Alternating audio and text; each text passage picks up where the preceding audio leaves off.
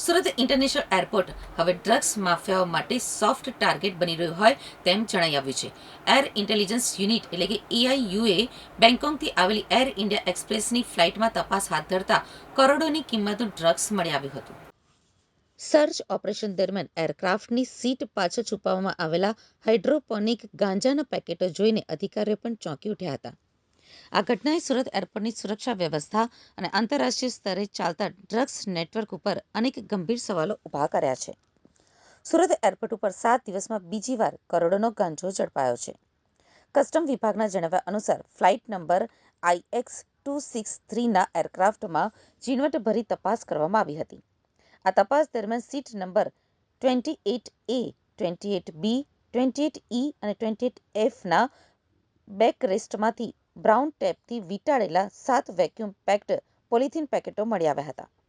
આ પેકેટોમાં કુલ 1972.20 ગ્રામ હાઇડ્રોપોનિક ગાંજો ભરવામાં આવ્યો હતો. ઉચ્ચ ગુણવત્તાવાળા આ ડ્રગ્સની આંતરરાષ્ટ્રીય બજારમાં કિંમત અંદાજે 1.90 કરોડ આંકવામાં આવી રહી છે. અધિકારીઓએ તાત્કાલિક અસરથી તમામ મુદ્દામાલ જપ્ત કરવાની કાર્યવાહી કરી હતી.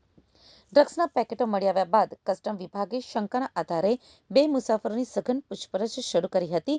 આ બંને મુસાફરો પૈકી એક ઉત્તર પ્રદેશના બાગપતનો અને બીજો દિલ્હીનો હોવાનું બહાર આવ્યું છે. પૂછપરછ દરમિયાન બંનેએ પોતાની સંડોવણી કબૂલી હતી અને ત્રીજા શખ્સનું નામ આપ્યું હતું. આ ત્રીજો વ્યક્તિ સુરતથી દિલ્હી જતી ડોમેસ્ટિક ફ્લાઇટ IX1264માં આ નશીલો પદાર્થ આગળ લઈ જવાનો હતો. કસ્ટમ વિભાગે ત્વરિત કાર્યવાહી કરીને ત્રણેય શખ્સોની ધરપકડ કરી ડ્રગ્સ નેટવર્ક તોડવા કવાયત તેજ કરી છે. સૌથી ચોંકાવનારી બાબત તો એ છે કે બરાબર 7 દિવસ પહેલા એટલે કે 14મી માર્ચ 2026ના રોજ પણ આ જ ફ્લાઇટ નંબર IX263માંથી કરોડોનું ડ્રગ્સ પકડાયું હતું. સતત બીજી વાર એ જ એરલાઇન અને એ જ રૂટ ઉપરથી નશીલો પદાર્થ મળી આવતા કસ્ટમ અને સુરક્ષા એજન્સીઓ દોડતી થઈ ગઈ છે.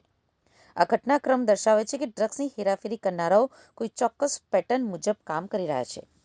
7 દિવસમાં 2 મોટા કેસ સામે આવતા હવે સુરત એરપોર્ટ પર સતર્કતા વધારી દેવામાં આવી છે.